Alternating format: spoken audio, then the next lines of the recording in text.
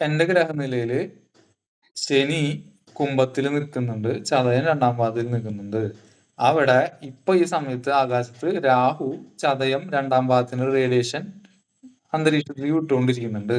അത് ഞാൻ ശ്വസിക്കുമ്പോ എന്റെ കുംഭത്തിലിരിക്കുന്ന ചതയൻ 2-ാം പാദത്തിലിരിക്കുന്ന ശനീനെ ഈ രാഹുവിന്റെ റേഡിയേഷൻ അവിടെ തട്ടും, അല്ലെ?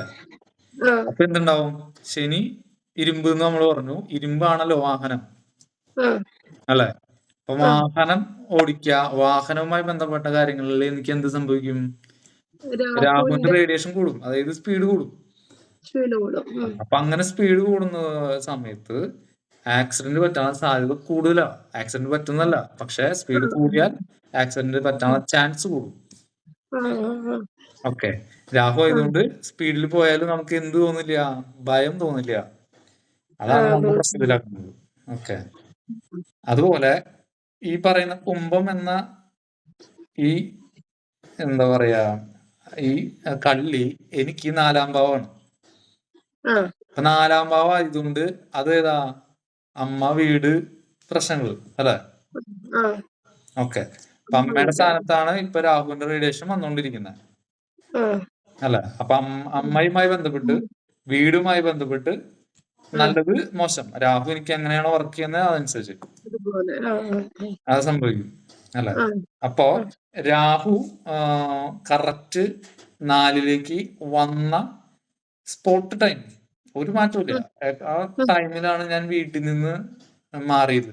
വീട് മാറാന്ന് വെച്ചാല് വീട്ടിൽ നിന്ന് ഇറങ്ങി പോന്നു. കാരണം ആ സമയത്ത് ഇതൊക്കെ പഠിക്കുന്ന സമയത്ത് ആസ്ട്രോളജി, അപ്പൊ വീട്ടുകാർക്ക് ആസ്ട്രോളജി പഠിക്കുന്ന താല്പര്യമില്ല, ഞാൻ ചെയ്യുന്ന ജോലിയോട് താല്പര്യമില്ല. അപ്പൊ അതുകൊണ്ട് അതുമായി ബന്ധപ്പെട്ട് ഒരു വഴക്കുകൾ മുമ്പ് ഉണ്ടായത്, പക്ഷെ ആ സമയത്ത് ഒരു രക്ഷയില്ലാത്ത പ്രശ്നമായിരുന്നു. എനിക്കിത് പഠിക്കണം, അപ്പൊ ഞാൻ എന്ത് ചെയ്തു? വീട് മാറി നിന്നു. കറക്റ്റ് ആ സമയത്ത് രാഹു, അതായത് 1.5 വർഷം മുമ്പാണ് കേട്ടോ പറയുന്നത്, 1.5 വർഷമല്ല, 1 വർഷം മുമ്പ്. അപ്പൊ രാഹു കറക്റ്റ് 4-ലേക്ക് വന്ന സമയം, അതായത് മീനത്തിന്ന് കുംഭത്തിലേക്ക് വന്ന ടൈം. അപ്പൊ രാഹു വന്നപ്പോ തന്നെ ആ ഒരു സംഭവം നമ്മുടെ ലൈഫിൽ സംഭവിച്ചു എന്നർത്ഥം.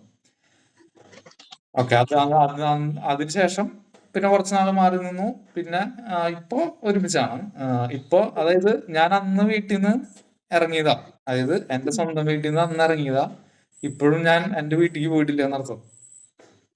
ഇപ്പൊ രാഹു അവിടെ വന്നപ്പോ, രാഹു എന്താ സഞ്ചാരം, വീട് വിട്ടുപോയി, അല്ല അകന്നു പോയി, അല്ലെ? ഇതുവരെ വീട്ടിൽ കയറിയിട്ടില്ല. ഇപ്പൊ നിക്കുന്നത് വാടക വീട്ടിലാ. ഇപ്പൊ സംഭവിച്ചെന്താ വെച്ച് കഴിഞ്ഞാല്, ഒരു ഡൗട്ട്, കേതു വന്നാലും നമ്മള് വീട് വിട്ടിറങ്ങുവോ? കേതു വന്ന കട്ടിങ് ആണ്, മുറിച്ച് കളയാന്ന് ഉദ്ദേശിക്കുന്നത്. ബന്ധം മുറിച്ച്, അതും തന്നെ കട്ടായി പോവാ, കുറച്ചു നാളത്തേക്ക് ഗ്യാപ്പ് വരാ. അപ്പൊ പറഞ്ഞത്, അപ്പൊ ആ രാഹു അവിടെ വന്ന സമയത്ത് അതുപോലെ ആ കള്ളി, കുംഭം എന്ന കള്ളി എന്റെ രാഹു കേതു മിഡ് പോയിന്റും കൂടിയാ. അപ്പൊ അതിന്റെ എഫക്റ്റ് കൂടുമല്ലോ. അപ്പൊ 4-ാം ഭാവം വീട് ആയതുകൊണ്ട്, അപ്പൊ അമ്മയായിട്ട്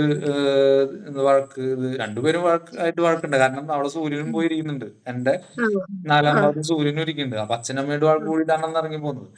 അങ്ങനെ ഇതുവരെ അവിടെ കയറിയിട്ടില്ല. അപ്പൊ ഇപ്പൊ എന്താന്ന് വെച്ചാല്, ഇപ്പൊ വാടക താമസിക്കുന്നു, അച്ഛനമ്മ ഇങ്ങോട്ട് വന്നു, അങ്ങനെയാണ് സംഭവിച്ചത്. അപ്പൊ അവിടെ രാഹു അവിടെ വന്നതുകൊണ്ടുണ്ടായ എഫക്റ്റ് ആ ഭാവത്തിനും നോക്കണം നമ്മള്, അവിടെ ഇരിക്കുന്ന ഗ്രഹങ്ങളിൽ നോക്കണം എന്നർത്ഥം. ഇനി ആ രാഹു അവിടെ ഇരിക്കുന്നുണ്ട്, അവിടെ തന്നെയാണ് എന്റെ ബുധനും ഇരിക്കുന്നത്, കുംഭത്തില്. ഓക്കെ, അപ്പൊ എനിക്ക് ആസ്ട്രോളജി പഠിക്കുന്ന അതിയായ ആഗ്രഹം ഇപ്പൊ ഉണ്ട്. ഈ 1 വർഷമായിട്ട് ഭയങ്കര ആഗ്രഹമാണ് ഇപ്പോഴും ആസ്ട്രോളജിയില്. ഇപ്പൊ നമ്മള് പഠിപ്പിക്കുന്ന കാര്യങ്ങളൊക്കെ ഞാൻ എഴുതി കൂട്ടി വെക്കുന്ന കാര്യങ്ങളാണ് ഇപ്പൊ പറഞ്ഞിരുന്നത്. നമ്മൾ അത്രയും അതിൽ ഇൻവോൾവ് ആണ്. ഇനി രാഹു മാറി കഴിയുമ്പോ എന്ത് സംഭവിക്കുന്ന അറിയില്ല, ഒരു 6 മാസം കൂടി കഴിഞ്ഞാൽ. അപ്പൊ അത് ആ ഗ്രഹം അവിടെ എനർജി വിടുമ്പോ അവിടെ ഇരിക്കുന്ന ആ കള്ളിയിലെ ഗ്രഹങ്ങളെ അത് ബാധിക്കുന്ന അർത്ഥം. അത് ഏറ്റവും പെർഫെക്റ്റ് ആയിട്ട് ബാധിക്കുന്നത് ആ ഗ്രഹം ഇപ്പൊ ഇരിക്കുന്ന നക്ഷത്രം പാത ഏതാണോ അവിടെ ഒരു ഗ്രഹം ഉണ്ടെങ്കിൽ അതിനെയാണ് കൂടുതൽ ബാധിക്കുക. ചേഞ്ച് ആവുന്നതനുസരിച്ച് അതായിക്കൊണ്ട്, പക്ഷെ ആ കള്ളിയിൽ ഇരിക്കുമ്പോൾ ആ എഫക്റ്റ് വരുന്ന അർത്ഥം. വല്ലതും മനസ്സിലായോ? കുറച്ച് അത് ഇനി റിപ്പീറ്റ് ഒന്നും ചെയ്യാം. കൂടി കേട്ടോ. 2-3 പ്രാവശ്യം കേക്കാം. ആ അല്ല ഇത് റെക്കോർഡിംഗ് ഇല്ല, ഇല്ലേ? അത് സെപ്പറേറ്റ് അയച്ചുതരാം. ആ ആ ഒന്ന് ഞാൻ വെച്ചേ. ആ ഹോസ്പിറ്റലിലെ കേസ് പറഞ്ഞപ്പോ റെക്കോർഡിംഗ് സ്റ്റോപ്പ് ചെയ്താ. ആ ഓക്കെ ഓക്കെ. അപ്പൊ